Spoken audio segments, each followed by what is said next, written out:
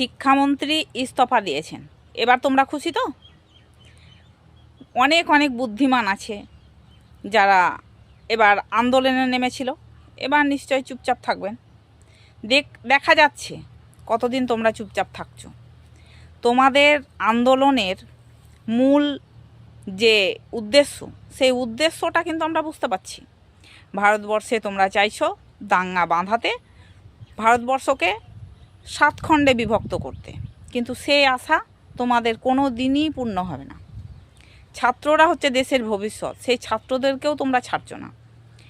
ছাত্রদের আন্দোলনে চলে যাচ্ছে কিছু জেহাদি, কিছু দাঙ্গাবাজ, কিছু অসাধু, নিজেদের স্বার্থসিদ্ধির জন্য দাঙ্গা বাঁধাতে চাইছো।